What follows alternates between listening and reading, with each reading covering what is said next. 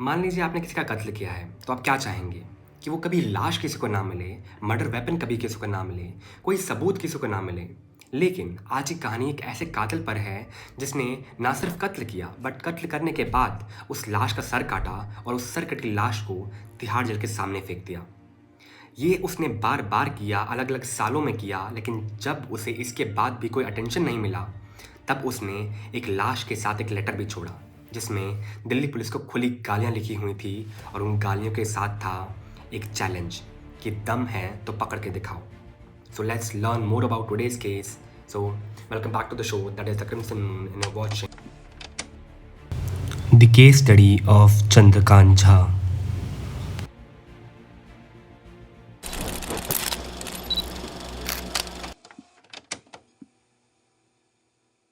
एक कहानी शुरू होती है 1998 में जब आदर्श नगर के तिहाड़ जेल के सामने एक सरकटी लाश मिलती है।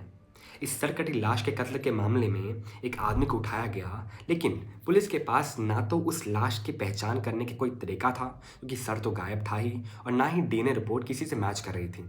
तो इसलिए पुलिस के पास कोई सबूत नहीं था, तो वो उस आदमी को गुनहगार साबित नहीं कर पाई, इसलिए उसे छोड़ना पड़ा।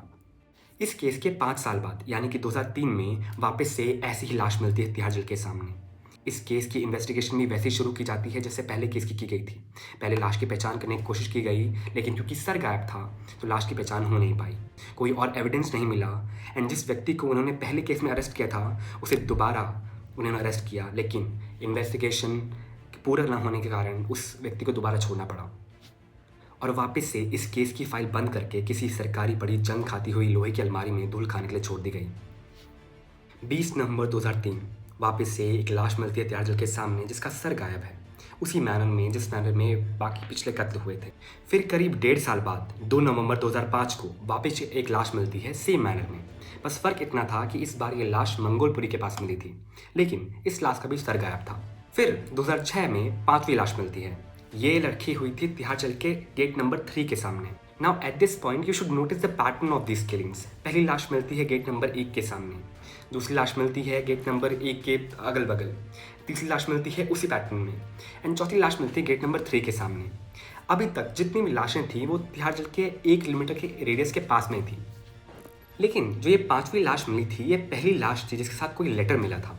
इस लेटर में दिल्ली पुलिस को ओपन चैलेंज था कि अगर दम है तो पकड़ के दिखा। उस लेटर में ये लिखा हुआ था कि मेरे प्रियजनों, दिल्ली पुलिस के होमगार्ड से लेकर आईपीएस ऑफिसर तक को तुम्हारे दिमाग का खुला चैलेंज है कि अगर माँ का दूध पिया है तो मुझे पकड़ के दिखाओ। एंड अगर नहीं कर पाए तो तुम ऊपर से नीचे तक और कुछ नहीं बल्कि बस नाजायज़ औलाद हो। इस लेटर में कई और बातें भी लिखी हुई थी, लेकिन जो गौर करने वाली बात थी वो लिखी हुई थी इसके लेटर के आखिरी लाइन में। वो लाइन थी कि मैं 2003 में जेल से बाहर आ चुका हूँ। इस लाइन के अलावा और कुछ खास लिखा नहीं था सिवाय धमकी के। अब पुलिस इस लाइन को समझने की कोशिश कर ही रही थी कि 25 अप्रैल 2007 को छठी लाश मिलती है, एंड उसके कुछ ही दिन बाद 13 मई 2007 को 7वीं लाश। अब तक 7 लाशें मिल चुकी थीं और पुलिस के पास कोई क्लू नहीं था कि ये आखिरकार किया तो किया किसने। अब ये जो 25 अप्रैल को छठी लाश मिली थी उसके बाद एक पीसीओ से फ़ोन आता है। उस फ़ोन में एक आदमी कह रहा था कि मैं तुम्हारा दामाद बोल रहा हूँ, तिहाड़ जेल के सामने से लाशें उठाते रहो, मैं आऊँगा किसी दिन तुम्हारे पास। अब इतनी धमकी मिलने के बाद इस केस को काफ़ी हाई प्रोफाइल केस की तरह ट्रीट किया गया और इस लाश की पहचान करने के लिए एक न्यूज़पेपर में इश्तिहार भी दिया गया, और लकीली इस बार इस लाश की पहचान हो भी गई एज दिलीप मंडल। नाउ जब दिलीप मंडल के पेरेंट्स से उनका डीएनए मिलाया गया तो वो मैच कर गया। नाउ अब ये केस 1998 से चला आ रहा था। फ़ोन पे धमकियाँ भी दी गई, बार बार लाश तिहाड़ जेल के सामने रखी गई, एक लेटर मिला जिसमें धमकी ही लिखी हुई थी। तो अभी तक ये पता चल चुका था कि ये कोई सिरफिरा टाइप का आदमी है जो चाहता है एक अटेंशन, एक खौफ सोसाइटी में जो इसका बना। अब एक नई टीम आई पुलिस की जिसने इस इन्वेस्टिगेशन को एकदम स्टार्टिंग से शुरू किया, यानी कि पहले कत्ल से, यानी कि 1998 से। अब उस केस में इनको पता लगा कि एक आदमी को गिरफ्तार तो किया गया था, लेकिन एविडेंस ना होने की वजह से एंड लाश की आइडेंटिफिकेशन ना होने की वजह से उसको छोड़ दिया गया। अब वो आदमी था कौन? वो आदमी था चंद्रकांत झा। अब एक पुलिस की टीम चंद्रकांत झा को ट्रैक करने लगती है एंड कुछ दिनों बाद they get success into it. वो चंद्रकांत झा को उठाते हैं और उसके घर की तलाशी लेते हैं।